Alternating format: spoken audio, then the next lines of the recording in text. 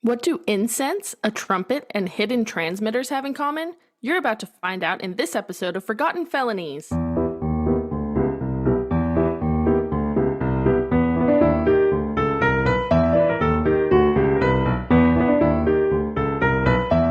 Welcome back to Forgotten Felonies. I'm Monica. And I'm Olivia. And this is where we take you back in time to rediscover the tales of vintage villainy the time forgot.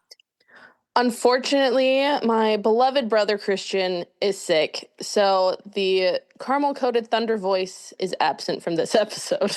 We do have someone else who's standing in, so you'll just have to bear with us. This is episode 4 of our Pearl Bryan series. If you haven't listened to episodes 1, 2, or 3 yet, you need to go back and buckle up because it is a wild ride. It really is. This case has been unbelievably wild since the beginning. That's why we're already on episode 4, and the story is not even a month out from when the body was found. Now, I promised last time that we would make it out of February and into March. Well, I swear we will, just not yet. Let's walk back in time to February 29th, 1896. Her lifeless form be found, lying on a cold dark spot where blood had stained the ground.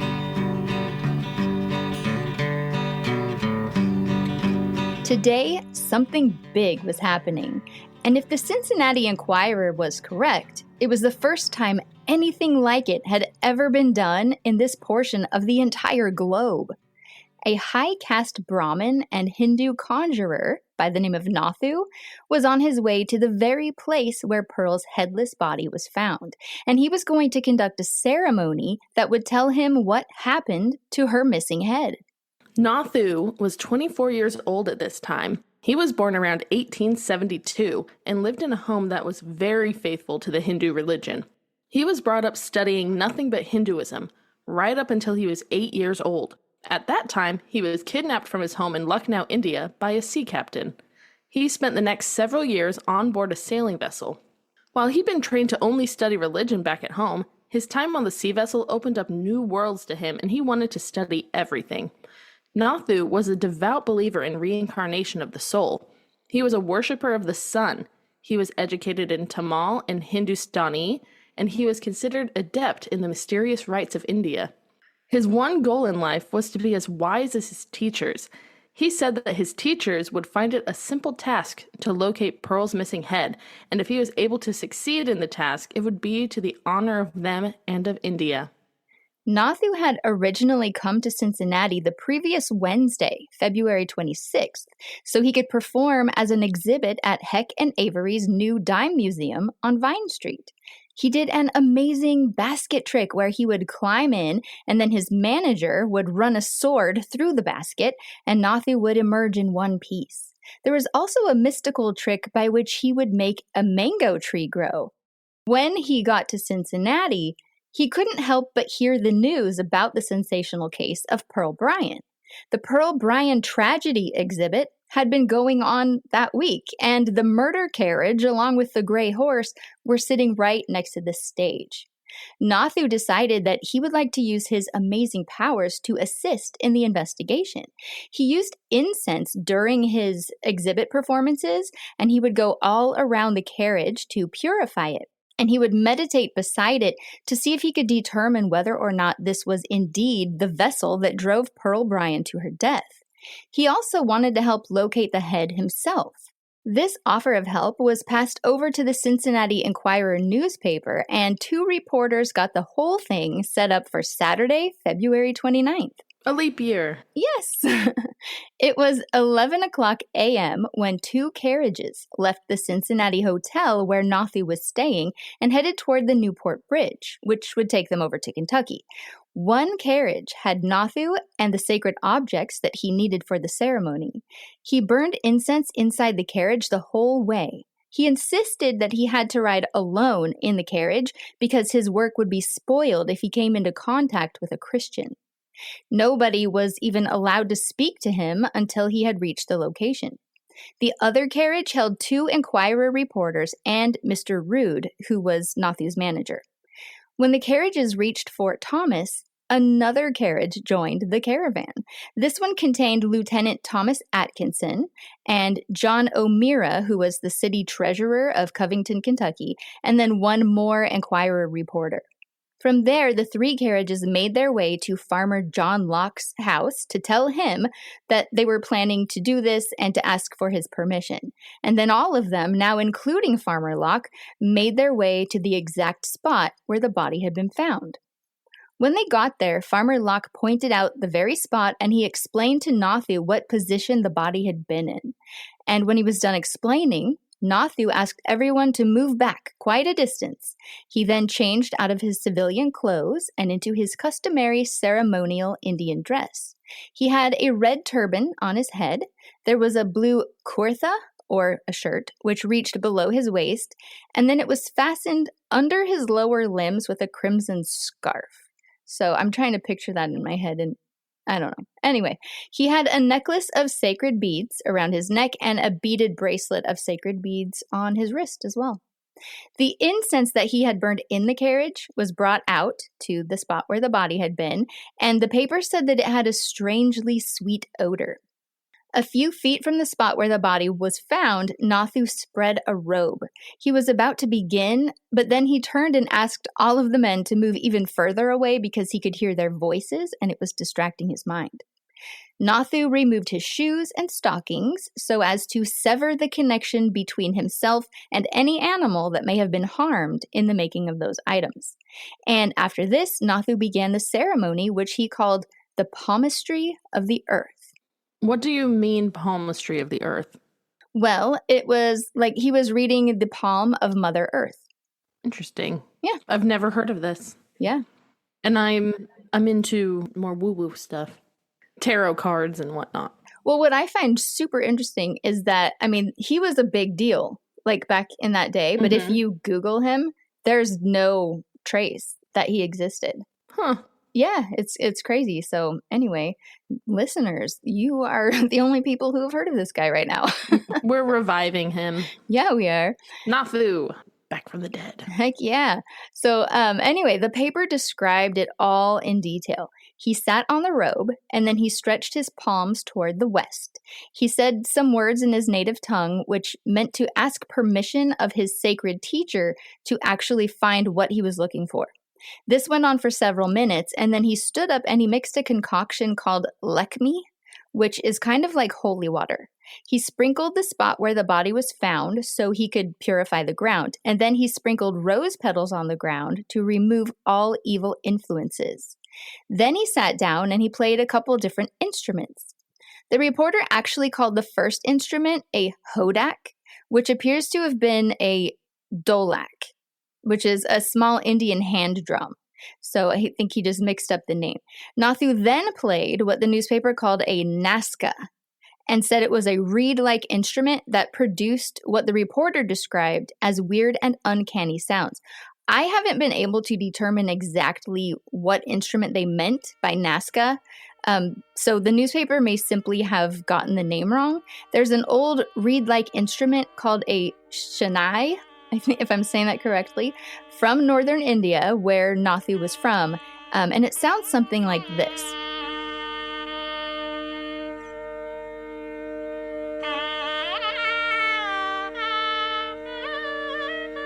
Nathoo then tossed 3 rings upon the ground, then stretched his palms to the sky and chanted. Then began the actual rites. He used a yellowish powder called huldi, which is a rare Indian spice. He used the powder to draw an oval-shaped ring around the spot where the body had rested. Then with the same powder, he drew lines to divide the oval into 4 equal parts. In each of these spaces, he drew a symbol. One was a tree to symbolize the earth, one was a box, one was a fish, and the last one was an envelope. And I do have a picture of this from the newspaper, so I will share that in the group. He was going to toss a small doll into the air, and whichever part of the oval it fell into would indicate whether the head had been buried, stored away, thrown in the river, or sent away from the city. Okay, so the symbols were A tree is for buried, the box is for stored, the fish is for thrown in the river, and the envelope is for sent away. Do we know where the doll landed? Well, he had to throw it several times, and the answer would be the one that the doll landed in the most often. The paper didn't say how many times he tossed it, but after Nathu tossed it for the last time, he sat deep in thought for quite a while. Then there was more chanting for several minutes, and he became more and more intense until he was clearly very excited, and then he stopped. He scraped up a handful of the soil from where the doll had last landed, and he put the soil in a can. In his native tongue, he said to his manager that he had finished, and he quickly changed back into his civilian clothes, and he would not speak another word until, according to Brahmin custom, he had taken a bath. After he had bathed, he said that the ceremony showed him that the head was buried, so clearly it had been the tree where the doll had landed most often. He pointed in directions, but he didn't know any road names. He indicated that they'd gone over the Alexandria Pike with the head, then toward the city, and they buried it on the way. He said 2 men had been involved. He also said that the head was dug up 2 days later and moved to a second location. He said that the earth was cold and the head was in a good state of preservation. He was asked if he could actually find the head, and he said he would need to be in deep thought for another couple days, and then he was pretty sure he could do it. Well, I look forward to seeing how that turns out. Yeah, well, we're not done with Nathu yet. We'll get back to that. But you can see that there have been a lot of attempts to solve this whole thing, and they're coming from all over the place. I told you about one hypnotist that went to the jail, and that was pretty entertaining. But apparently there was also another one that I didn't see mentioned until now. Psychics have tried to solve it. Palmistry has been tried. Mind reading has been tried. And Nathu here is literally reading the palm of Mother Earth. So, yeah. Anyway, let me tell you what happened on February 20th. So we're going back in time in February? Yeah, so much happened in February. We're still in February. We're right there at the end. We were so close. We'll get there, I promise. It's Thursday, February 20th, 1896. A seemingly unassuming home located on Richmond Street was about to get pretty crazy inside. This was the home of Mrs. Mary Garrett, the founder of the People's Religious Spiritualistic Society. People began arriving late that evening, and by 8 o'clock p.m., there were 20 people in total. The plan for tonight was a séance. Mrs. Garrett was hoping that her spirits could furnish a clue to the murder mystery. What happened, who did it, and where was the head? She started a music box. The lights went out, and then the trumpet that had been sitting in the middle of the room began to play "Nearer, My God, to Thee."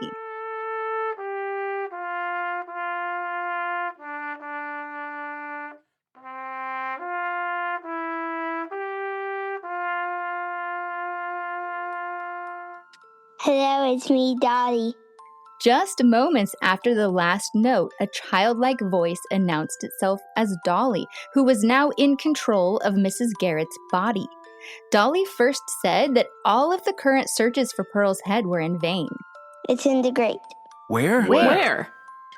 On 5th Street. Where on 5th Street? Yeah, where? I can't locate it at present. Can you give us the details of the crime? She was drugged in a woman's room. A surrey was hired, and so was George Jackson, the black man, to drive them. How was the murder committed? They used a razor first and a hatchet afterward. This announcement so shocked the room of people that the women all became hysterical and the séance came to an end. Now, that probably sounded absolutely terrifying to the people sitting in that dark room, but there was one little problem with Dolly's supernatural revelations. By February 20th, George Jackson's story about the Surrey had already been published. The razor had already been found, and theories that Pearl had been drugged somewhere in Cincinnati were already appearing in the newspapers. So, unfortunately for Dolly's credentials as a supernatural detective, Mrs. Garrett's spirits appear to have been remarkably well read. While half of Cincinnati was consulting spirits, detectives were beginning to uncover evidence that was quite a bit more useful. Those pants that belonged to Scott Jackson, but which were found in Alonzo Walling's locker at the dental college, they were taken for analysis on Monday, February 24th. They had a couple chemists go out to the location where the body was found to gather a good sample of the mud there. This was compared scientifically against the mud that was on the right knee of those pants. There was also some mud found inside of Pearl's valise, the blood-stained one that had presumably carried the head. And on March 6th, the results were in. The mud from the pants and the valise perfectly matched the mud from the body site. I saw a march in there. Yep. But also, was there any question? I doubt it, but, they did have to have some kind of solid evidence. True. Also, on February 24th, so jumping back from March again, Cincinnati Chief of Police Deitch had just returned from a little vacation. He was gone when George H. Jackson had come forward as the cab driver on February 15th, and now he was determined to get to the bottom of it. He first went to men who were part of the Caldwell Guards. 2 men told him that they did not even have a drill on the night of January 31st, which would make George's story completely false. But then later, 3 men came in and swore that they definitely did have a drill that night. This back and forth continued. Many people said there was no drill, and others said there was. They had heard that the defense had hired a private investigator who was supposed to start rumors about George to discredit him. Well, they'd also heard that he was going to convince a man to come forward and say that George had been with him that whole night. And on that same day, February 24th, a hitching strap was found on the Alexandria Pike. This was something that had been missing out of the rig when it was returned to the livery stable. Well, this hitch strap was completely swallowed by mud with only the hardware showing, and a little boy saw it and he thought it was just like a little metal piece, and he had no idea that it was connected to a whole leather strap until he picked it up. Chester Mullins said it certainly looks like the hitching straps that he has for his rigs, but he couldn't identify it as the hitching strap that was lost. Not only was physical evidence being found, but a lot of witnesses were starting to appear. While Kentucky detectives McDermott and Krim were hunting down members of the Caldwell Guards in Cincinnati, Ohio, a big piece of the puzzle fell into their lap. They went to see a man named Fred Davidson, who was a lieutenant of Company K on the 1st Regiment. His regular job was as a piano tuner, working at the John Church Music Company on 4th and Elm Streets. They asked him if he knew the 2 white men that George claimed were standing with him that night after the drill. Fred said he didn't know who they would have been, and then he said, Why don't you investigate Mike Sullivan's story? What story is that? About Pearl Bryan being in that house across the street on Friday, January 31st. This was news to the detectives, so they immediately looked for Mike. Well, it turns out that Mike Sullivan had been washing windows on the Elm Street side of the John Church Music Company building on Friday, January 31st. And remember, that Friday was the day of the murder. Right. Now, directly across the street was a rooming house at 312 Elm Street, and it was run by a Mrs. Hattie Myers. Well, at around noon on that Friday, Mike says that he saw a young woman who looked just like Pearl Bryan go into the house by the side entrance. He said she was in there for about 20 minutes. Then she came out and walked across the street where she met a man who meets the description of Alonzo Walling. Didn't Alonzo say he last saw her on Thursday, the day before that? Yes, that was the most current version of his story. He said he saw her at a post office, actually. Well, the girl was crying, and Mike thought this whole thing was just a little bit weird and a little concerning, and so he got the attention of William Tegeler and John Vorndike, who were 2 piano tuners. The 3 men watched her and the man for a little while, and then William Tegeler said, I guess she's some country girl who's in trouble. The two piano tuners felt like they'd figured it out, didn't need to watch anymore, and so they left. But Mike wasn't done with the windows. He said he'd glanced around again a short time later, but the man and woman were both gone by that time. Mike didn't think anything of it until Scott Jackson was arrested on Wednesday, February 5th.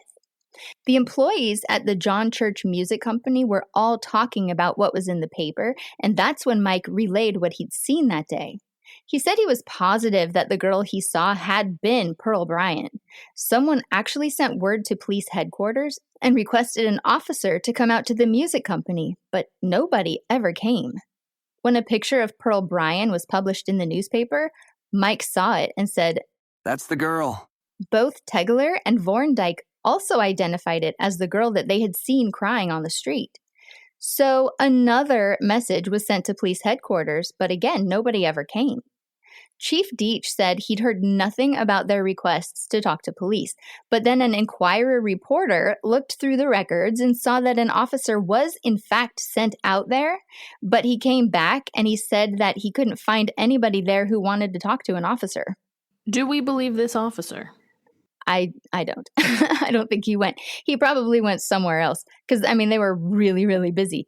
But they got tip after tip, and none of them panned out. So he probably thought it was safe just to skip that one. I don't know. Well, the Kentucky detectives on February 29th were very, very interested in what those men saw. They spoke to Mike Sullivan, Mr. Tegler, and Mr. Vorndijk, and they all described the clothing that was worn by the woman down to the smallest of details. They said they were positive it was Pearl Bryan. Then the detectives went across the street to 312 Elm to speak to Mrs. Hattie Myers. She was told what was going on, and she denied that anyone fitting that description had been there. I know the name of nearly everyone who comes, and I might be able to tell if I heard the name of the party to whom you have reference. It was Pearl Bryan. Oh my God, no! She was never in my house. No, indeed, she was never here. You will ruin my house. She then spoke at length about the murder with the detectives, but she swore she did not know Scott Jackson or Alonzo Walling and that Pearl Bryan had never been there. And I find it funny that Hattie Myers thought that this was going to ruin her house because her house already had a really bad reputation. In fact, ever since the incident of 1892, they'd been keeping a close eye on her house. On March 3rd, 1892, a tiny baby boy, just 3 days old, was found floating in the Ohio River. The baby was dressed in a very nice hand-sewn dress. That's sad. It is. The dress had been made by the daughter of Mrs. Arnold. Mrs. Arnold was the landlady of the Elm Street house at that time, and Mr. Dubois and his wife were currently rooming there. Mrs. Dubois was about to have a baby, and Mrs. Arnold thought it would be nice for her daughter to make a couple outfits for their baby. It was Mrs. Arnold and her daughter who were able to identify the baby by the clothes. Dubois turned out to be an alias. This was really William and Sally Boyce. It turns out that a year before this, William had seduced Sally Settles and swore to marry her. Well, she got pregnant, and William's mother told him he had to marry her. They got married on February 17th of 1892, and their baby boy was born February 28th. Sally was very emotional and ashamed that they had a baby just 11 days after their wedding date. She didn't want anyone to know. They planned to turn the baby over to an orphanage and then reclaim him later. However, when William went to a hospital to do that, the hospital said they wouldn't take him. William didn't know what to do. He wanted his wife to feel better, so he just tossed the 3-day-old baby into the river and told Sally it had been done. I don't think that would make her feel better. He told her that he had given him to the hospital. But still. Yeah, well, I was reading more about it later, and he said that, he didn't know what to do. The baby was in a basket, and he went and just sat down, and he was like, I'll just leave the baby on someone's porch up there. And then he was like, oh, but it's so cold. I don't want him to be freezing and uncomfortable. And then he was like, oh, I'll just throw him in the river. That'll be better. So I mean, that was messed up, but I don't know why that would cause the police to continue watching that boarding house 4 years later. And it was under new management at the time. So I don't know. But anyway, apparently, though, Mrs. Myers was also renting out rooms to sex workers for their work. And so the police took this opportunity to arrest Mrs. Myers and put her in the slammer. And they were positive that she knew more about Pearl Bryan than she was telling. Well, on March 1st. Hold up. Did we really make it to March? We did. Wow. It only took 8.5 pages of this episode. Yep. Well, I told you that we would get there. So on Sunday, March 1st, a couple interesting things happened. Firstly, the detectives heard from an Officer Kinney who worked at the Grand Central Depot. According to him, Pearl and Alonzo were there at the train station on the day of the murder, January 31st. This was actually corroborated in a letter written by a merchant from Columbus, Indiana. According to these men, Pearl was in the Grand Central Depot on that Friday afternoon, just hours before her murder. She was sitting with Alonzo, and they were there for several hours. Pearl was weeping, and Alonzo was apparently trying to talk her out of taking the train home. Because of this, many believed that Pearl had changed her mind about having, the criminal operation and wanted to go back home, but that Scott and Alonzo wanted to keep her in Cincinnati so that she couldn't expose Scott for the complete douchebag that he was. He was going to be a future skunk. Mm-hmm. It was absolute skunk behavior. Well, secondly, on March 1st, Nathu was still absorbed in the case. He could think of hardly anything else. And to be clear, he only wanted to find the head. Even if his mystical powers showed him exactly how she was murdered, Nathu had no intention of telling the police. In his religion, you must not take the life of any human or animal, and therefore he would not give any information that might lead to the execution of Scott or Alonzo. He was sure that if he just tried hard enough, he could find her head. The paper said that he wanted no money reward. He simply wanted to demonstrate that he and others like him in India can actually do what he's trying to do. He wanted to do it for the glory of India.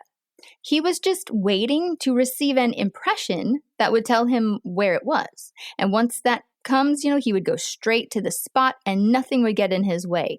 And if he didn't receive the impression while he was there in Cincinnati performing at the Heck and Avery's new dime museum, he would come back later to continue his work.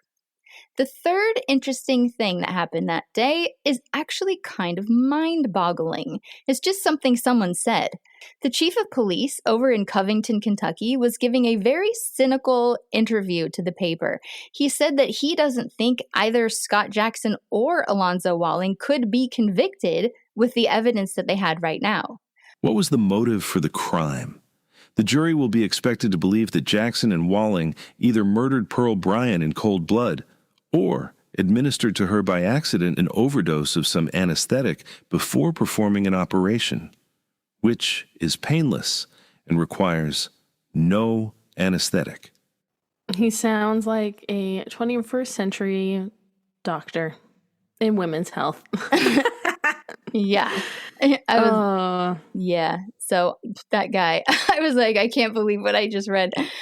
I mean, what has changed? Well, I hope that he got a vasectomy later and was told that he didn't need anesthetic because it's painless. Because I'm telling you, shoving something up through your cervix is absolutely painful. And don't even try to convince me otherwise because I know things. Same. We know things. All right. The last very interesting thing that happened on March 1st took place in Newport, Kentucky. Some boys created an effigy, or a dummy, to represent Scott Jackson, and they hung it from a telegraph pole located at the head of Central Avenue, right there near the L&N railroad tracks. There was even a note pinned to the front of it that said, Jackson. Officer Stram tried to take it down, but he only got the straw knocked out of it. Then a crowd of boys threw rocks at it for an hour. Well, the officer went back a while later and he saw that the boys had climbed the pole, took it down, restuffed it, and then hung it to the cross arm of the pole by a rope fastened around its neck. Oh, so what you're saying is March 1st only was just as wild as February. Oh, yes. Yes, it was. And it was just setting the stage for the rest of the month. Now, let's talk about that sighting of Pearl and Alonzo at the train station on the afternoon of the day she was murdered. There had been talk about a woman from Walnut Hills who had told somebody that she had seen Pearl at the train station as well. Chief Deach had been looking for her, asking all around Walnut Hills, and finally on Wednesday, March 4th, Mrs. Rose Lockwood came into the station.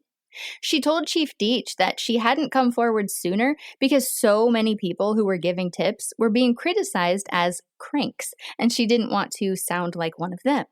Well, she said that she saw Pearl and Alonzo at the Grand Central Depot that afternoon, and she had actually found Pearl in the waiting room that's designated just for ladies, which they called the ladies' room, so at first I thought she meant the bathroom. And Pearl was crying. Mrs. Lockwood approached Pearl over in the corner and asked her if she was all right.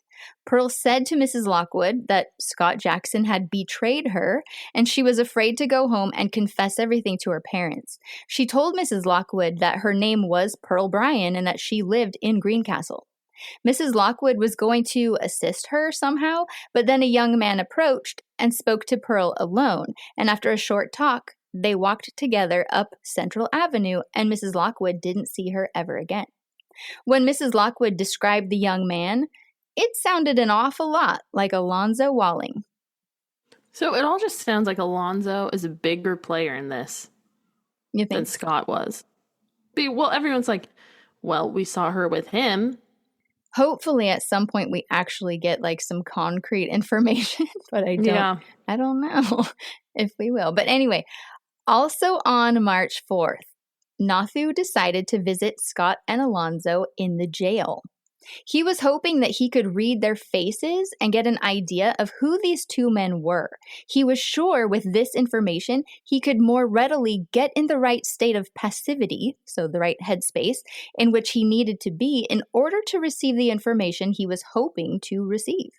He made it clear that he didn't want any confession from either of them because it would be against his beliefs to help, convict them. Before he headed to the jail, he put on all of his customary garb and then put his civilian street clothes over them. When he got there, a cell on the second floor, right next to the barber shop, was made available for Nathu's meetings with the prisoners.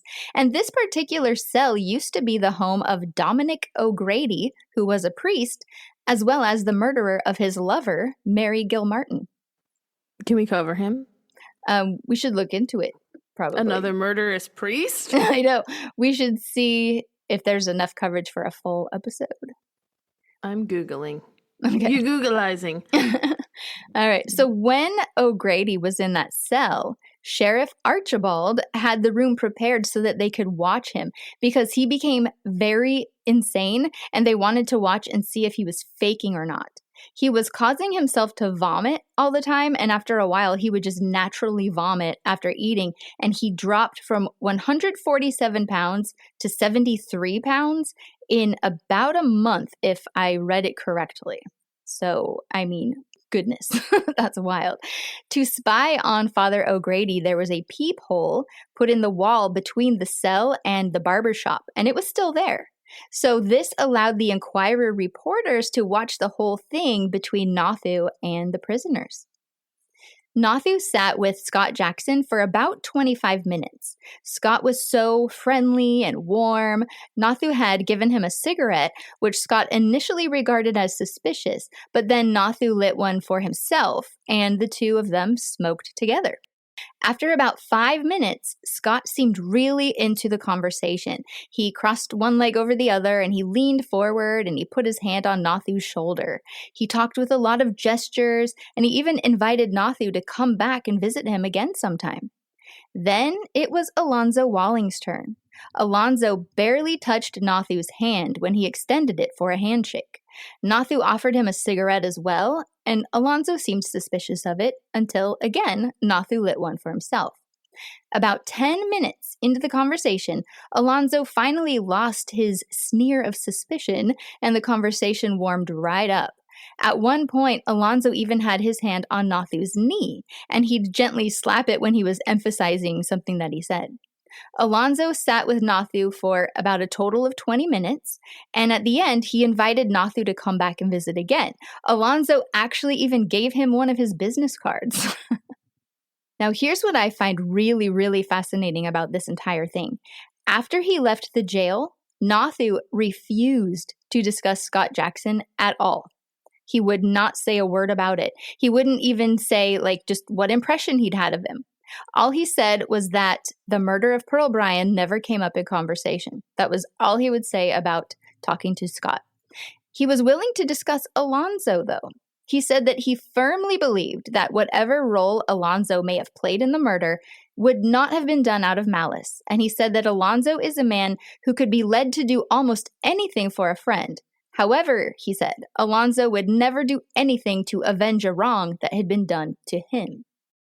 So he's not a vengeful person, doesn't try to get even, and he would go out of his way to help a friend. Why do you think Nathu wouldn't talk about Scott Jackson? Well, I think that Nathu could probably sense that Scott is a slimy snake. I think that he could see that his smile was not genuine and that he purposely manipulated and masterfully crafted every word that was coming out of his face. And I just want to remind the listeners again, Scott Jackson was 26 years old. He had turned on a friend previously, an accomplice, and put him in prison. He'd been, prosecuted for evil association along with that girl, Nellie. I can't remember her last name now. But he was charged with being with lewd women or keeping the company of lewd women. And he was no angel at all. Okay, 26 years old. And he had no problem throwing friends into jail to save himself. Alonzo was just 20 years old. He had turned 20 2 months before the murder happened. So he had been 19. He had no criminal record, no history of getting into trouble. So here, I have a way to compare the two for you. A letter was written to the editor of the Cincinnati Enquirer dated March 1st, and it reads, I am anxious to get a copy of the Enquirer, February 27 and future dates, telling about murder of Pearl Bryan at Fort Thomas by Scott Jackson and others. Jackson's mother is my father's half-sister. We relatives had great sympathy for Mrs. Jackson and none for Scott. He's been a trial all through life. I am anxious to know his future prospects. Yours very truly, L.B. Decker. Interesting. Well, now let's look at what Alonzo Walling's family had to say. One of the people interviewed was his uncle, James T. Fawcett, a retired farmer living near Oxford, Ohio. And this wasn't just some distant relative who barely knew him. Mr. Fawcett's wife was the sister of Alonzo's mother. And after Alonzo's father died in 1881, Mr. Fawcett essentially became one of the father figures in his life. The only father figure, actually. Now, according to Fawcett, Samuel Walling knew that he was dying. He called his brother-in-law to his bedside. He handed over his pocketbook and important papers and asked him to look after his youngest son, Alonzo. That little guy, Alonzo, had just turned 6 a couple months earlier, and he would need a father. Fawcett said that from that time forward, he did the best he could for Alonzo and his mother. And later, because he and his wife had no children of their own, and because he considered Alonzo an exceptionally bright boy, he decided that he wanted to make him, as he put it, in reality, my own boy. About a year after Alonzo's father died, he moved with his mom to a farm about 6 miles west of Oxford. And about 3 years after that, they moved to a different farm near Woodsdale, which was actually just a mile from Uncle Fawcett's farm. Uncle Fawcett then asked if he could take Alonzo in, and he really just wanted to adopt him. Alonzo lived with him and his aunt for 4 years, approximately from the ages of 11 to 15. And during those 4 years, Fawcett said he only had to scold him once. He described Alonzo as obedient, honest, respectful, truthful, kind, and affectionate. And he said the people who knew him best regarded him as a bright and promising young man. Well, Alonzo's mom got remarried around 1891 when Alonzo was about 15. She then moved from the Oxford, Ohio area to Greenfield, Indiana. And these two places are about 76 miles apart if you use today's highways. And for reasons I do not know, Alonzo's mother then sent Alonzo to go live with his brother in Hamilton, Indiana, instead of staying with Uncle Fawcett. Maybe Hamilton, Indiana was closer to Greenfield than Oxford was? No, actually. Hamilton, Indiana was 142 miles away from Greenfield, so almost twice as far. But then when he started dental school in Indianapolis, he moved in with his mom in Greenfield because that was just a 25-mile distance. And then he met Scott Jackson. But what makes this interview with Uncle Fawcett especially interesting to me is that Uncle Fawcett wasn't just blindly defending him. He said that if Alonzo was innocent, but had simply been, roped into this mess by Scott Jackson, then it would be wrong to let him be punished without helping him explain his position. But if Alonzo really was guilty of Pearl Bryan's murder, then it would be an even greater wrong for his friends and family to help him get out of trouble. He said that as long as he believed Alonzo was innocent, he would spend his own money to make sure he received a fair trial. But if he became convinced that Alonzo was guilty, he would withdraw that assistance immediately. Wow, so that's completely the opposite of what Scott's relatives were saying. Pretty much. Yep. Scott's family members said he had been a trial all through life. And his half-cousin was looking forward to what was going to happen to Scott in the future. So it's as if they were kind of rooting for his demise. And his mom actually never even wrote to Scott. So when Nathoo came out of that jail on March 4th, saying that Alonzo seemed like someone who could be led into almost anything for a friend, that wasn't some wacko idea out of nowhere. Nathoo's impression after just 20 minutes with Alonzo aligned perfectly with what other people had already described. Now, let's fast forward about 8 days. Some really big news came out on March 12th. We are zipping through March. We're not getting much farther than this, but yeah. We zipped. You may recall that there was still one enormous gap in Pearl Bryan's final days. We knew that she had stayed at the Indiana house when she first arrived in Cincinnati. She registered there under the name Mabel Stanley, and she stayed in room 114. But by Wednesday, January 29th, she had left the hotel. And from that point forward, nobody seemed to know where she had been staying. For weeks, that remained one of the biggest unanswered questions in the case. Then, on March 12th, the Cincinnati Enquirer revealed that investigators had quietly solved at least part of that mystery. Pearl Bryan had actually gone back to the Indiana house. On Thursday night, January 30th, so the night before her murder, Pearl was staying there again, and this time she was in room 116. Police had apparently known about this for about a week, but for reasons that were never really explained, they did not want the information released to the public. An Enquirer reporter independently discovered the same information, then went to investigators to ask about it, and they confirmed, and they said, please do not publish it, but he published it anyway. As they do. Yep. Another woman staying at the Indiana house had seen Pearl there on Friday morning, January 31st. The newspaper did not publish this woman's name because she was pregnant. In trouble, you mean? Yes. So she apparently was not married and was pregnant, so she was hiding. Anyway, she did not want her trouble to be made public. But she said she had seen Pearl going in and out of room 116 that morning. At one point, Pearl was sitting in the second floor parlor, and she looked miserable. She was resting her head against one hand, and the woman could tell that something was wrong. So she approached Pearl, and she asked, "What is the matter with you? Are you sick?" Pearl answered, "No, I am not sick. I am in trouble." And then she began to cry. Pearl told the woman that she had gone to Indianapolis on Wednesday and returned to Cincinnati on Thursday. She said she was now waiting for a gentleman friend to meet her. Then at about 11:45 that morning, a man came up the stairs.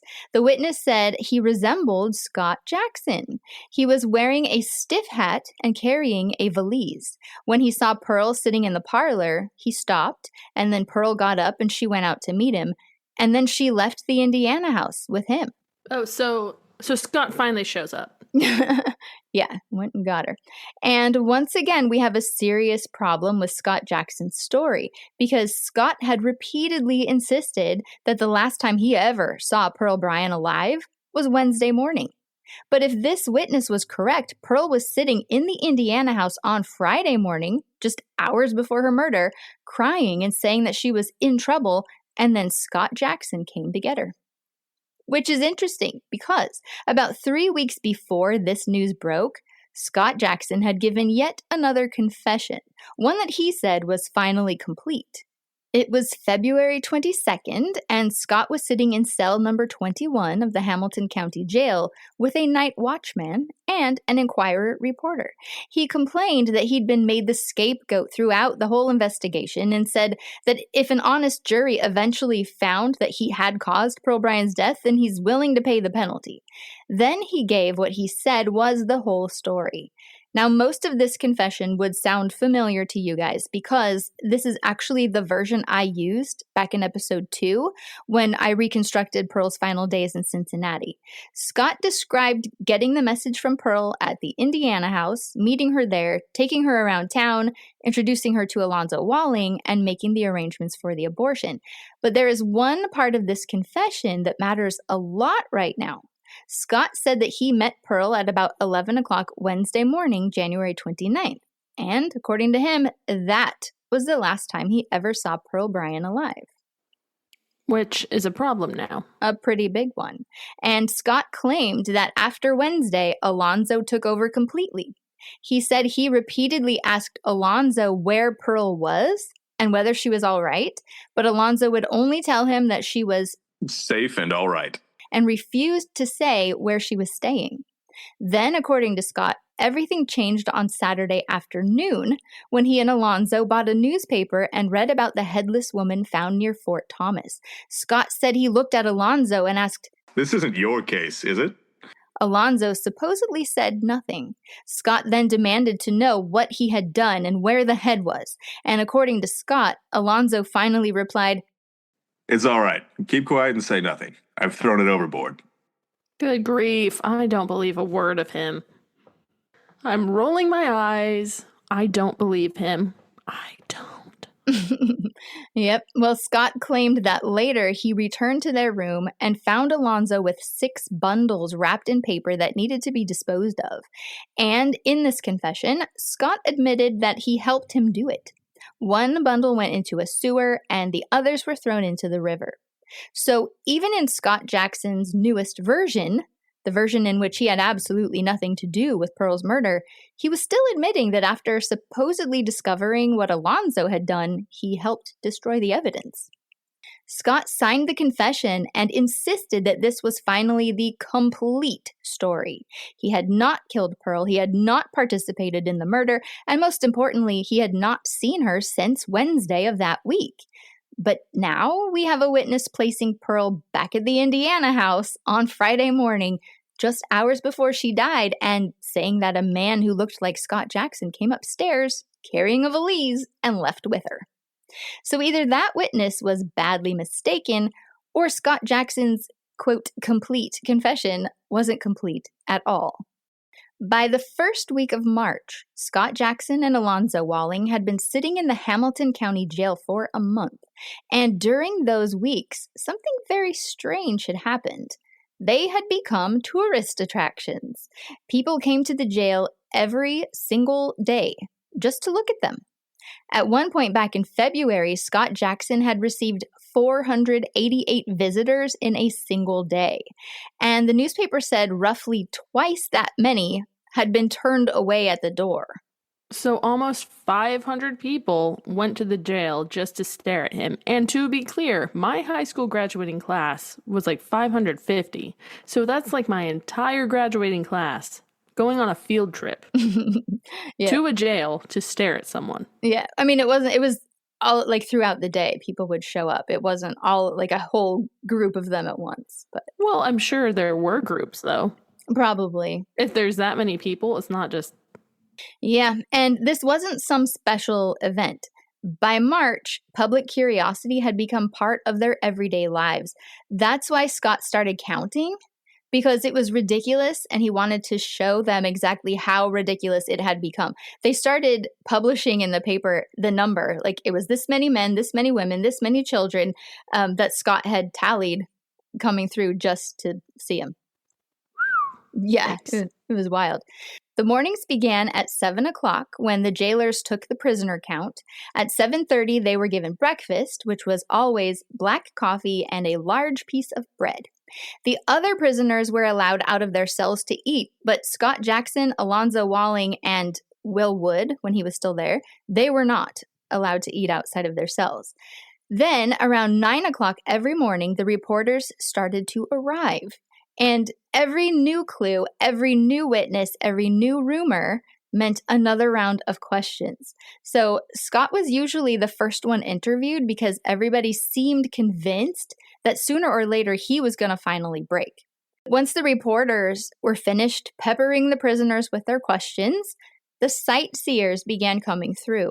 The turnkey would open Scott's cell and Scott would step out. How do you do, ladies? He would tip his hat, smile, and answer questions from complete strangers as long as nobody asked him about the murder.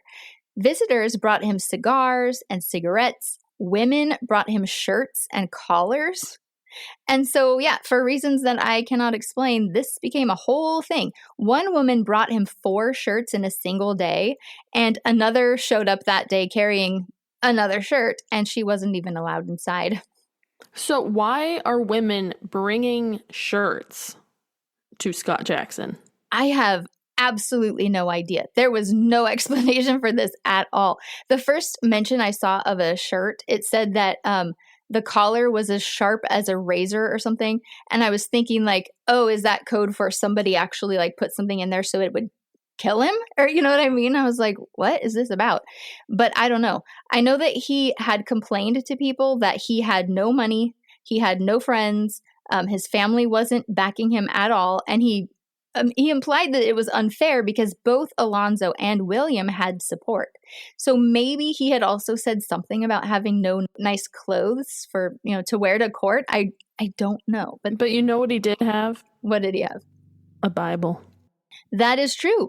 He was not allowed to have daily newspapers. He could not read anything in the paper. So his reading was all from the Bible, and he read it a lot. And then after a while of, reading his Bible, more visitors would arrive, and then detectives would arrive, and then more reporters.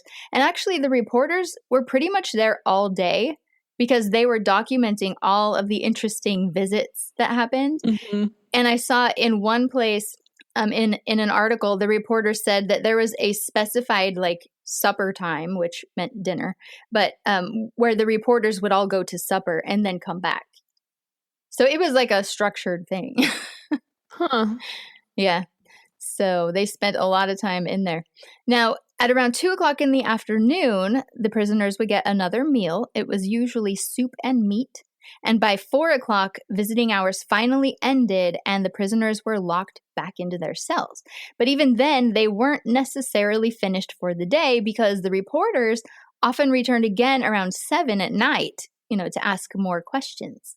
By 9 o'clock p.m., the candles would be blown out, and Alonzo and Will Wood, when he was still in there, they usually fell asleep really quickly, but Scott seemed to have trouble sleeping.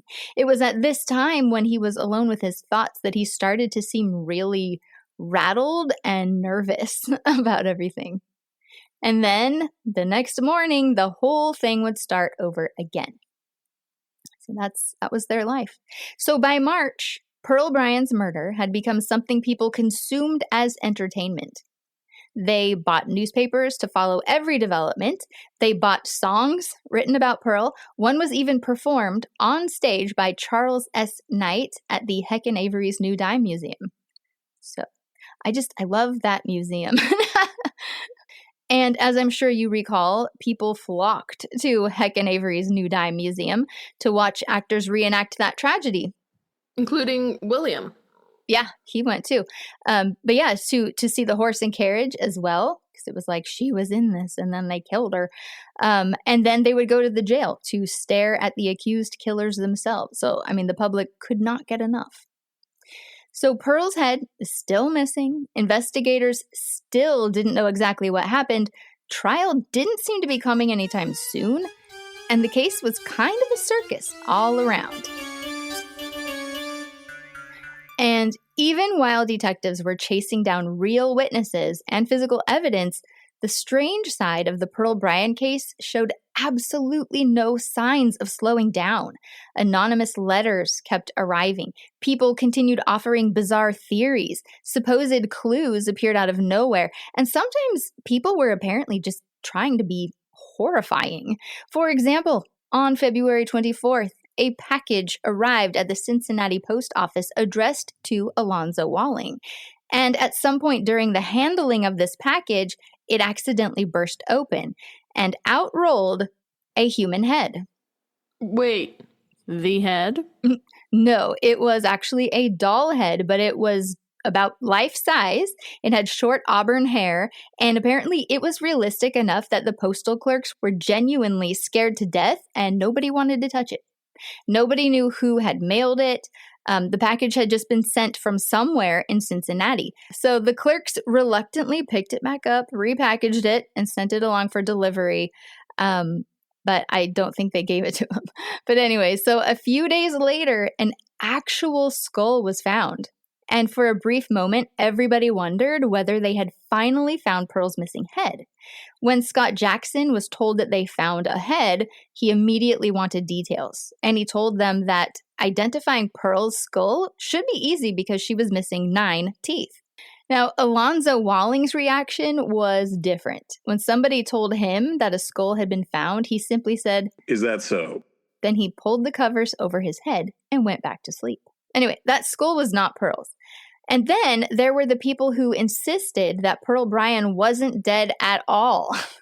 So on February 27th, an attorney named James Clay, he arrived in Cincinnati from West Virginia, and he announced that Pearl Bryan was alive and well and living within 40 miles of Cincinnati.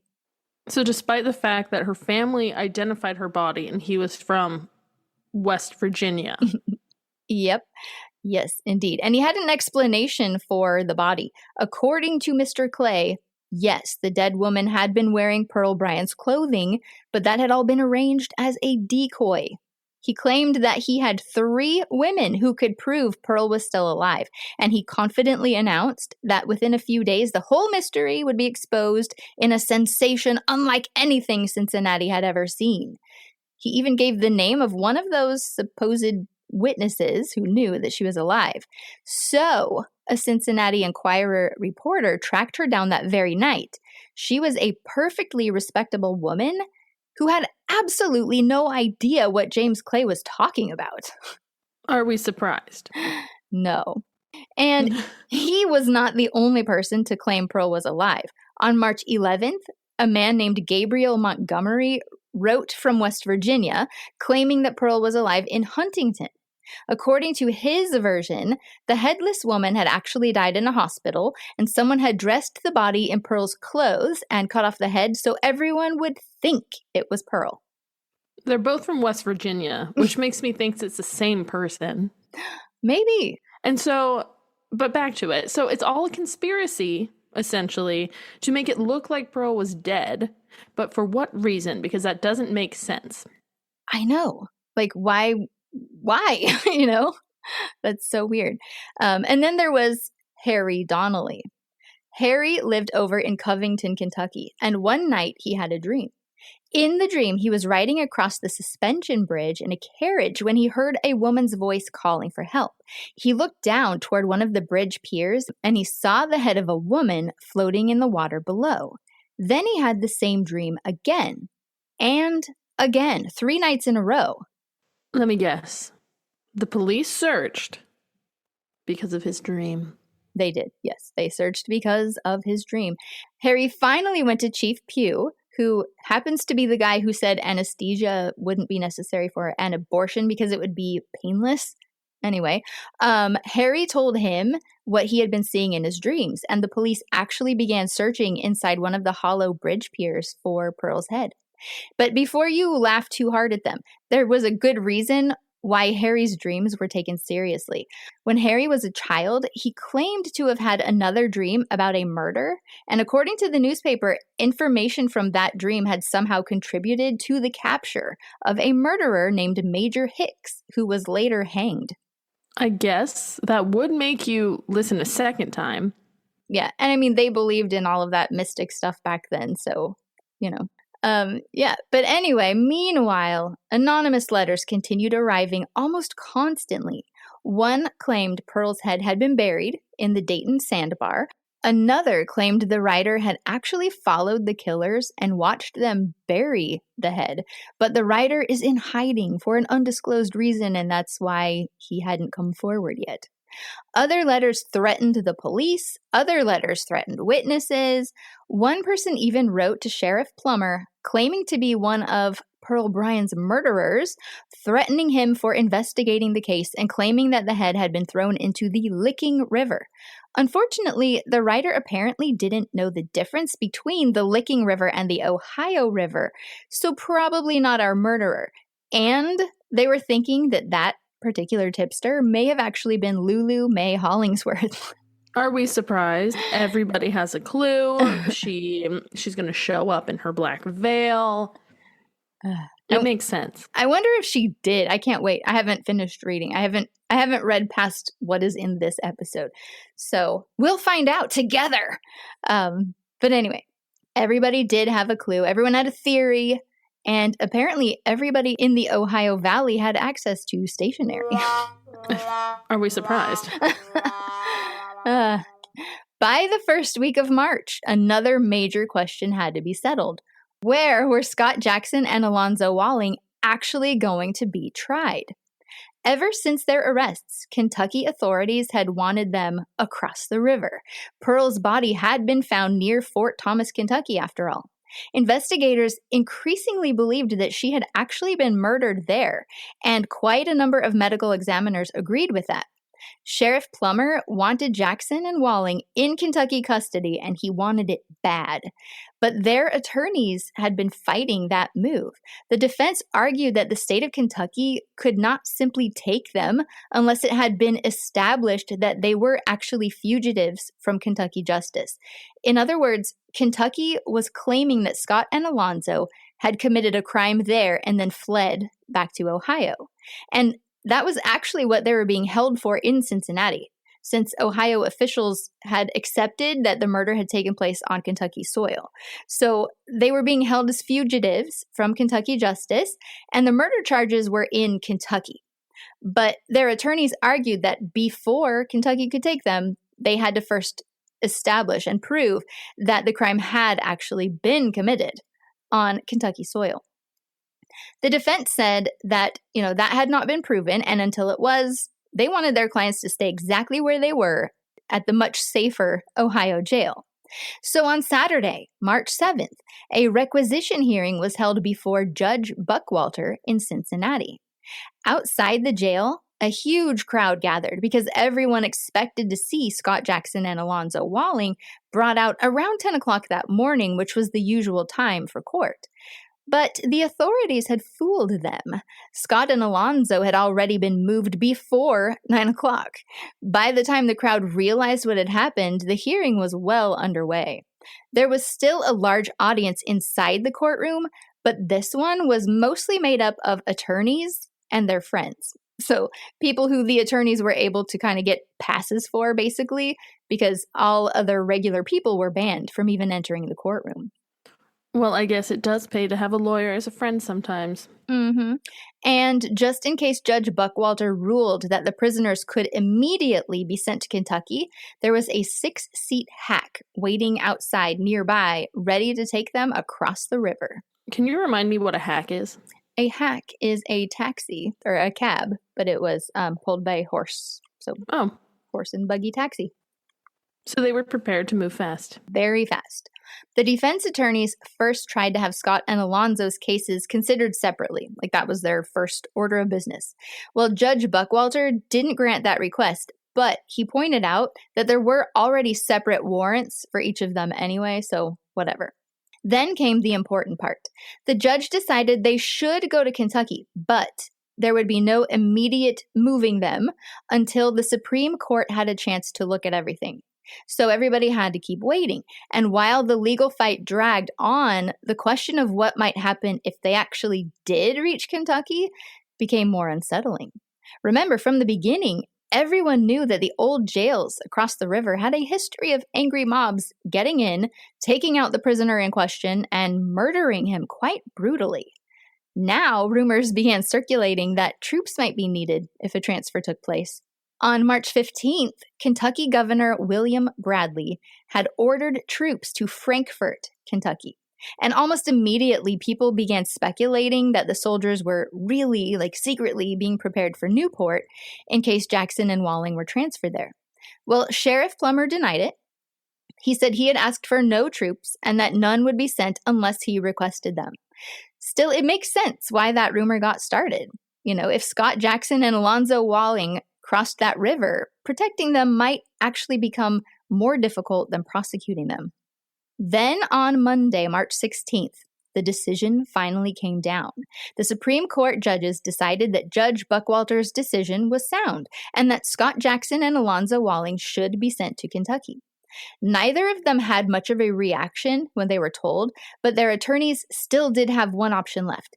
They could appeal and fight it in the Ohio Supreme Court. For one more night at least, Scott and Alonzo remained in Cincinnati. Then, on the morning of Tuesday, March 17th, their attorneys made a surprising decision. They decided they would not appeal it after all, and they were fine with their clients being transferred. The legal fight was over. Scott Jackson and Alonzo Walling were finally going to Kentucky. Before Sheriff Plummer left Cincinnati with the prisoners, Judge Buckwalter told him that he hoped the prisoners would be protected. Sheriff Plummer assured him they would be and said that although there was no immediate reason to fear a mob, he was prepared if necessary. Buckwalter then offered his own opinion about how he would handle such a situation. He said he would have the mob photographed so its members could later be identified. Then he'd use the fire department to disperse the mob, and if that failed, he would resort to whatever stronger measures were necessary, including the military and deadly force. When Sheriff Jewel Plummer had arrived at the courthouse that morning, Detectives Krim and McDermott were already waiting for him. The arrangements were made quietly. Very few people knew exactly when the prisoners would be moved, and then Alonzo Walling's attorney went to see him. He gave him a simple message: get yourself ready because it's time to go. It was Tuesday, March 17th, 1896, St. Patrick's Day. They had been in the Hamilton County Jail for almost 6 full weeks, and today, Scott Jackson and Alonzo Walling were finally going to Kentucky. The authorities had purposely kept the timing quiet. They did not want a crowd gathering outside the jail, and they especially did not want anyone interfering with the transfer. A patrol wagon backed up to the entrance, and inside the jail, a turnkey shouted, "Number 4 for court!" That was Alonzo Walling. Then came, "Number 21 for court!" That was Scott Jackson. The two men were brought downstairs. They were not allowed to take any of their belongings with them, and they were wearing essentially the same clothes they had worn when they were arrested back on February 5th. By now, though, both of them had grown heavy beards. Alonzo was handcuffed to Detective Krim, and Scott was handcuffed to Detective McDermott. Despite playing it cool when they were told they were going to be moving to Kentucky, the newspaper said they were visibly trembling when the moment actually arrived. They were hurried up the stone steps and placed inside the closed patrol wagon. Scott sat in one corner and Alonzo sat opposite him, and the detectives, being handcuffed to the prisoners, were sitting right beside them. Then there were 2 additional officers sitting right by the rear entrance of the wagon. And then the driver, Buck Lynch, snapped the reins and the big gray horses took off. Almost immediately, reporters realized what was happening. Carriages carrying newspapermen fell in behind the patrol wagon, and before long there was a whole procession moving through Cincinnati. People on the sidewalks heard the police bell on the wagon, and they started looking. And then somebody recognized the wagon. There goes Jackson and Walling. People began running after the wagon. Boys chased it through the streets, yelling their names. Reporters whipped their horses, trying to keep up. And because it was St. Patrick's Day, many of the carriage drivers had green ribbons tied to their whips, and they glimmered in the sunlight as the whole bizarre procession tore through downtown Cincinnati. Two things. It seems like people really celebrated holidays more back in the day. And also, this sounds like a parade. It does. And Alonzo apparently thought so too, because he later said it reminded him of a St. Patrick's Day parade, except that he was handcuffed inside the main attraction. So when the wagon reached 8th Street, the driver pushed the horses even harder. They broke into what the newspaper described as a dangerous run. Jackson and Walling tried to look outside, but the wagon was going so fast that they mostly just had to hold on. Everybody assumed that they were heading directly toward the bridge to Kentucky. But then something strange happened. The wagon turned, and instead of crossing the river, it pulled into the courtyard of Cincinnati City Hall. Wait, why are they stopping there? Scott and Alonzo had the same question. Before the wagon had even completely stopped, officers jumped down. Sheriff Plummer followed, and then Krim and McDermott brought the prisoners inside. Everyone would have thought they'd want to get their prisoners back to Kentucky as soon as possible, but Chief Deach and Mayor Caldwell of Cincinnati had actually come up with a little plan, and Sheriff Plummer was more than happy to oblige when they looped him in. It was one last attempt to finally learn the truth. Jackson and Alonzo were hurried through the large central doorway, down a dark corridor, and into the basement. This wasn't in any sort of paperwork. It was something completely out of the ordinary, but it had been meticulously planned out. The prisoners were taken into a room containing what were known as the fly cells. The room was perfectly square, with 2 iron cells standing in the center. And there was space around the outside of these cages, basically. So, a person could literally walk all the way around the edges of the room and fully circle around the cells. So does that make sense? Mm-hmm, mm-hmm. It's reminding me of like TV shows. They have the prisoners at the desk and they walk around the desk, except they're in little tiny cells. Yeah, so it's kind of like that. There's this 2 cells in the middle of the space. There was a sheet iron partition, like it was really thin, between the cells. So that meant that any prisoners inside of the cells, they could not see each other or like reach through, but they could certainly speak to each other.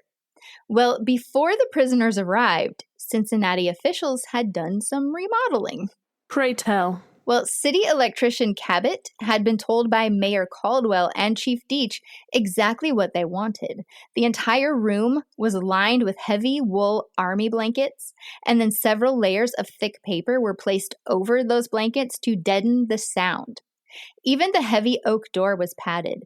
And then came the really impressive part. Because the cells were rarely used, the water pipes connected to their toilets were no longer functioning. So the electrician ran wires through the unused pipes. Inside each cell, about 5.5 feet above the floor, was something called a perforated disinfector. I could not figure out exactly what this was, but I'm assuming it was some type of deodorizer or air cleaner. And apparently it had some holes in it. So like, the cleaning fumes could come out or something. So each cell had one of those, and Cabot was able to hide a sensitive electrical transmitter inside of them. So you're telling me that they bugged the cells? Yes, in 1896. The wires ran from the basement all the way to the 3rd floor of the building, where they connected to a battery and 4 telephone receivers. Upstairs, officials could sit around a table, put the receivers to their ears, and listen to everything Jackson and Walling said. At least that was the plan. The newspaper claimed that nothing quite like this had ever been attempted in the entire United States before. It described the arrangement as about as advanced as electrical science could make it. Mayor Caldwell, Chief Deach, and Sheriff Plummer had apparently reached the point where every normal attempt to get a confession had failed, so they decided to secretly listen to the prisoners instead. So Jackson and Walling, they were placed in their separate cells, and then they were left alone. And this was the first opportunity they'd had to speak to each other one-on-one since their arrests. Officials hurried upstairs and everybody listened in. And the prisoners did talk. They talked about their attorneys, they talked about newspaper reporters, they talked about William Wood. At one point, they agreed that Wood was a lucky kid. And I was surprised by how much laughing that was included in this. You would think, after pointing the finger at each other for the previous 6 weeks, that there would be a bit of a rift in their friendship. But anyway, so they laughed quite a bit about various things and mentioned, papers that they had signed. But there was one major problem with this state-of-the-art listening system. Jackson and Walling wouldn't stand still. The authorities had assumed that the two men would naturally stand close to the thin metal partition separating their cells while they spoke, and that would have placed them right beside the hidden transmitters. But instead, they both paced back and forth across the cells. So whenever they moved away from the transmitters, the men listening upstairs could barely hear them, if at all. They invented a wiretap and then put the microphone in the wrong spot. Basically, yeah. They really should have done some testing and troubleshooting beforehand. Put other prisoners in there. See what they would have done. That is they should have. I was thinking just regular people would get in and they would listen. But they were under the impression that they were going to stand still right by the metal partition. Mm-hmm. So if they put real ones in there, real prisoners, then... But then again, it probably would have gotten back to them that was a thing, though. Maybe. They put us in these random cells. Oh, yeah. Or if they were going to hang anyone that day, do that with them and then hang them. Yeah, so they can't tell the secrets. The secret will die with him. Okay, so after about 3 hours of trying to pick up what they were saying, Chief Deach even had all the reporters removed from the outer hallway because they were like, maybe it's the voices of the reporters in the hallway that are like interfering with this transmission. But it didn't help at all. And the best part, this brand new, state-of-the-art, game-changing electrical arrangement was perfected the following day when Scott and Alonzo weren't even in the same state. So they just used Scott and Alonzo as the troubleshooting for the future. That's what it turned into. Wasn't meant to be that way. But yeah, so one day too late, they got it perfected. Eventually, officials gave up. Jackson and Walling were removed from the fly cells and taken into another room. Outside, however, a different kind of problem was developing. A crowd had begun gathering around City Hall. By about 3:30, enough people had assembled that Lieutenant Corbin and a squad of officers charged into them and drove them away from the building. The gates were then shut and locked. Then another patrol wagon entered the courtyard. This time, Sergeant Mike Walsh was driving, and this time they really were going to Kentucky. Scott Jackson was again handcuffed to McDermott. Alonzo Walling was shackled to Krim, and they climbed into the wagon and sat opposite each other. Mayor Caldwell gave the driver one instruction. Go as fast as you can. The wagon shot out of the courtyard, and once again, the reporters went after them. The crowds along the route were even larger now. People realized what was happening, and they packed the sidewalks leading toward the Newport Bridge. The wagon raced toward the river. When the patrol wagon reached the toll gate, Sheriff Plummer told the driver not to stop. They went straight through, while the reporters behind them simply threw money toward the toll collector, more than was required, because they didn't want to lose sight of the wagon, so they're just throwing money. And then, somewhere out over the Ohio River, Sheriff Plummer turned to the prisoners.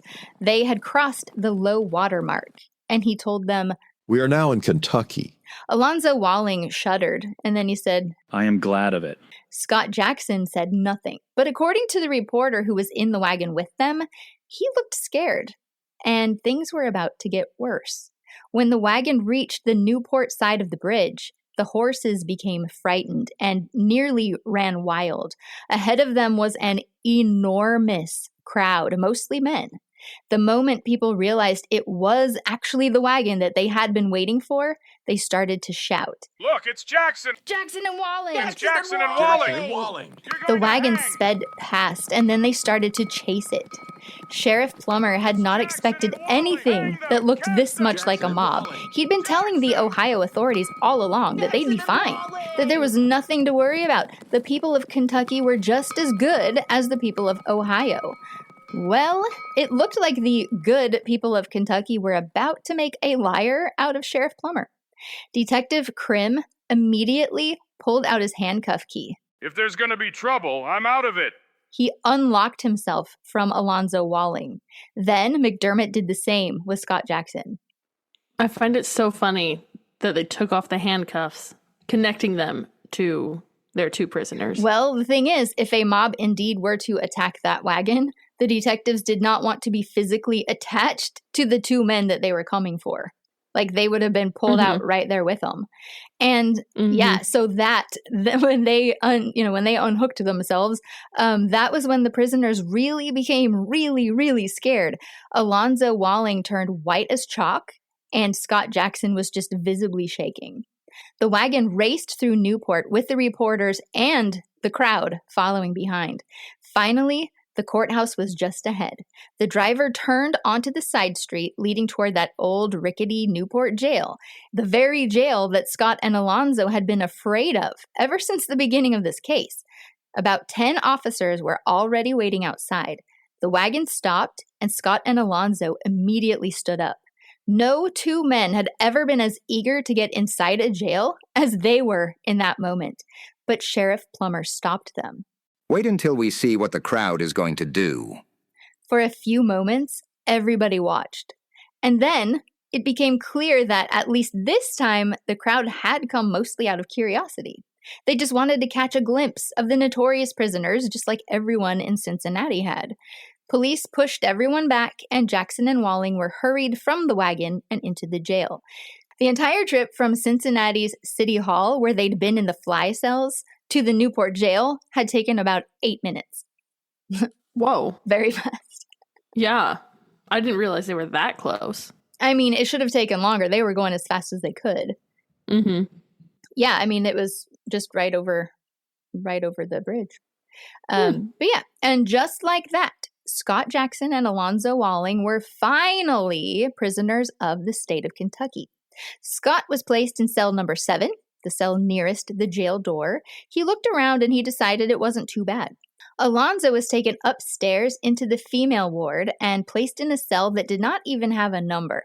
It was actually more of a repurposed day room. So it was like nice and roomy and bright in there. And it was obviously, less secure than a regular cell. So guards were assigned to watch over him 24/7. Now, there had been promises made by Sheriff Plummer to the actual governor of Ohio that the prisoners would almost immediately be transferred to the jail over in Covington because it was much more secure. He said he just had to get them in the Newport jail first, and then Judge Helm would immediately sign the order to have them moved. Well, instead, Judge Helm immediately ruled that they would remain right there in Newport. And he said there would be no visitors, no sightseers, no newspaper reporters. I mean, for the first time in weeks, the endless public spectacle was over. That night, however, one Cincinnati Enquirer reporter managed to get inside for one final conversation. When he approached Scott's cell and asked him to get up, Scott responded sarcastically. All right, I'm used to being placed on exhibition. He asked whether the reporter wanted him to turn up his coat collar, pull his hat down over his eyes, and put his hands in his pockets so he could be identified as yet another mysterious man that somebody claimed to have seen somewhere. The reporter told him no, he just wanted to talk. Up on the second floor, Alonzo Walling was lying on his back reading a novel. When asked how he liked his new quarters, he said, "Pretty comfortable they are." He insisted he wasn't worried about a mob. At a fair trial, he said, he would be acquitted. For more than a month, Jackson and Walling had fought desperately to avoid a transfer to Kentucky, but now they were inside the Newport, Kentucky jail. And for the moment, everything was quiet. But by the evening of March 18th, something started happening in Newport that made people very nervous. A man named Arthur Bryan had been seen around town. Arthur was Pearl Bryan's cousin, and Arthur had just reserved 20 rooms at the Louis Betts Hotel. Did you say 20 rooms? That is exactly what I said. And according to the information going around Newport, those rooms were being held for a group of approximately 40 men from Greencastle, Indiana. The hotel was supposed to keep the rooms available whether the men actually showed up or not, and Arthur Bryan would pay for them either way. Then, 2 strangers arrived. They were described as well-dressed men, but they refused to give their names. They kept mostly to themselves, and nobody seemed to know exactly why they were there, but they occupied one of the rooms reserved by Arthur Bryan. Meanwhile, Arthur Bryan kept going back to the telegraph office. That whole day, he kept going, again and again. He was apparently waiting for some kind of message from Greencastle. Oh no. Yeah. Now, remember what Scott and Alonzo have been afraid of this entire time? They had fought for more than a month to stay in Ohio because they knew what had happened at that Newport jail in the past. They knew how quickly an angry crowd could become something much worse. And now Pearl Bryan's cousin was in Newport. 20 hotel rooms had been reserved. 2 unidentified men had already arrived. And somewhere back in Greencastle, dozens more men were apparently preparing to come. Sheriff Plummer had, all along, publicly acted as though he wasn't particularly worried about any sort of mob violence or any sort of lynch law justice. He said there was no reason to expect trouble. But privately, he knew better. He had been preparing for it. Arrangements had been quietly made so that, if necessary, enough deputies and other men who supported Sheriff Plummer could be assembled at the jail within 30 minutes or less. And by March 18th, the question was no longer whether Scott Jackson and Alonzo Walling could be forced across the river into Kentucky. That fight was over. They were already there, already locked inside that old Newport jail. And now, they had a new problem to face, because Greencastle was coming for them. Now people, if you listen, a story I'll relay. Mic drop. Yeah, I'm writing it. I'm like goosebumps as it's going. And so I'm like, mic drop. Shout out newspapers.com, ancestry.com, findagrave.com, familysearch.com, pixabay.com, Internet Archives, My Child. Shout out Trevor! Christian has tonsillitis, so he is not here today. Yeah. Get better soon, Christian. And another big shout out to Smithsonian Folkways Records for letting us use the Pearl Bryan folk song. And a very big thank you to Danny Mitchell for playing the trumpet for us. And thanks to Miss Jenna Gagne, one of the most amazing band teachers in the Northwest, for getting me in touch with Danny. Thank you, Daniel. Yes. Danny is the band teacher at one of the middle schools here, actually.